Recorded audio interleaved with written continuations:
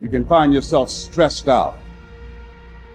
You can find yourself depressed, mentally fragile because of the experiences, the turbulence that you have gone through. There's always good reasons for not doing what you should. That's for sure. The reasons pile up day after day to not do what you should, especially because you're aiming at things in the future. You can put them off indefinitely, right? Because of the demands of the day. But these stories, they say a variety of things, you know, and especially in combination. They say, when you leave somewhere terrible, do not look back. There's no nostalgia. That's the letting the dead parts of yourself go. And then if you're going to follow the good, there's no excuse not to do it. And it means no excuse whatsoever, under any circumstances. Right? There's no excuse whatsoever for not getting at what it is that you should be doing. Now, it's not necessarily that easy to turn and face something, but you do detail out a variety of strategies in your books. And one of the ways of recalibrating that is to break down the problem into small and manageable steps. How did you do it? You created it 3 ways. Number 1, you decided there's something you wanted so bad that you unleashed all your desire. You became obsessed with it. If it was a business or a car or a relationship or a transformation in your body, if there's something you once envisioned and now it's real, it's because you didn't just envision it, you brought so much emotion to it that now it's in your life. I want this. You may have dreamed about it, thought about it, talked about it. But when you focus on something continuously, something magical happens. You envisioned something, you got clear about it, and then you started thinking about all the reasons why you wanted it. You got excited about it. So this is what's next for me now. Change a little or change something. It's choice time. You can do whatever you want. But it's nice to know any day you wish you can change your whole life. What can you do starting tomorrow that'll make a difference? What are you going to do that'll make a change in your life's direction? Now see, if you don't do something starting tomorrow that'll make a difference, guess what? It's gonna be the same. And see, that way you can guess what the next 5 years are gonna be like. Look at the last 5. Because the next 5 are gonna be like the last 5 unless you, major key, tomorrow, change it all. Spend all your time lamenting and complaining about how bad things are, using your energy negatively rather than positively, complaining rather than producing. That's what we do when we're afraid of really making it. Because when you raise your hands in victory, I want you to own that too. But right now, we got to make this move. What happened to you just now? I don't want to hear about your challenges. We all got them. I don't want to hear about your limitations. What? We all got them. You can experience enough pain in life that it can clobber you to the ground, and you believe you can't do it. You believe that this is it for you. No, it's not. I don't know what you've been through. I don't know how bad it hurts you. But I came to tell you what you are going through right now is not how your story is supposed to end. We let the conditions around us convince us that we can't reach what we're trying to reach because of circumstances beyond our control. It's time to put your pieces together of your puzzle. We turn tragedy into triumph. And finally, guys, you gotta wanna succeed as bad as you wanna breathe. The thing that we have to continue to passionately, uncompromisably not give in on is the fact that I'm not staying stagnant. I'm moving forward. It won't last forever. It's the ultimate challenge is ahead of you. It means you can only go up. And it also means that things are going to be tough. Things are going to be tougher than anything you can imagine. But right now, you're being tried. You're being forged. You're being tested by fire and by pain. That's the test. Don't fail the test.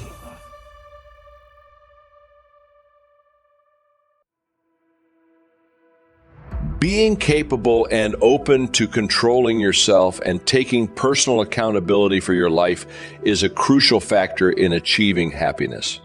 well-being, success, accomplishments, and personal leadership. The act of embracing responsibility is among the most challenging disciplines, yet it's pivotal because success hinges on it. When you evade accepting responsibility and instead try to shift the blame for the aspects of your life causing unhappiness onto others, institutions, or circumstances, it distorts the relationship between actions and outcomes. This weakens your character, diminishes your determination, and dilutes your essence as a human being. This pattern paves the way for offering endless excuses. In the fast-paced world we live in, keeping our focus can be a challenge. We're surrounded by many things that want our attention. Think about all the information, messages, and tasks that come our way every day. They can easily take us away from what truly matters. But here's a secret. When we take responsibility for our actions, it helps us have more control over our lives. It's like a cycle. The more responsibility we accept, the more in control we feel. And when we feel in control, we also feel happier and more positive about things. Imagine you're juggling lots of tasks, like keeping plates spinning in the air. In this fast world, staying focused is like holding onto those spinning plates. Now, here's the interesting part. The more we say, "I am responsible," the better we become at handling these tasks. It's almost like a superpower. When we say these words, we're actually saying that we have a role in what's happening. This helps us feel strong and capable. Plus, it stops negative feelings from stealing our happiness. Whenever we're upset, we can just remind ourselves that we are responsible for our reactions. Now, let's think about intelligence. It's like a tool that can cut in two directions. We can use it to come up with reasons why things aren't our fault or why others are to blame. But we can also use it to find out why we are responsible for what's happening and take action to fix it. It's like choosing between making excuses and making progress. Even in situations like accidents, where we might not be at fault, we're still responsible for how we react. Leaders, those people who guide and inspire others, show us something important. They always take responsibility for what's going on. They don't complain or get upset when problems show up. Instead, they act quickly to solve issues. Being a leader means having a response ability.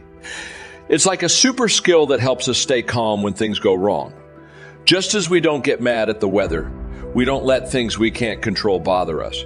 And we don't let past events steal our happiness either. It's like saying, "What can't be changed, I will accept." This way, we don't let old memories make us sad. Now, let's talk about controlling our emotions. Imagine you're the boss of your feelings. Taking charge of your emotions starts with saying, "I am responsible for how I feel."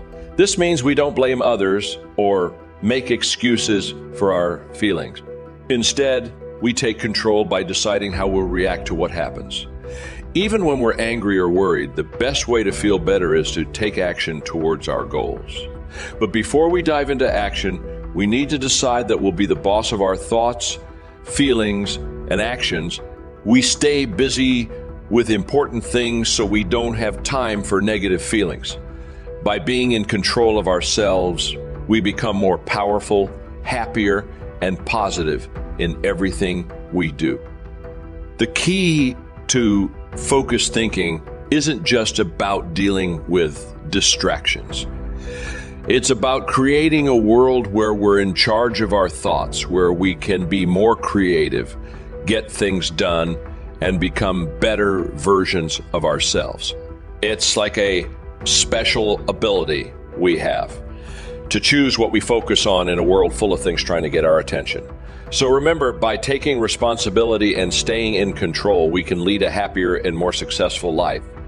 Succeeding in life has always been a matter of doing that which the great majority does not do.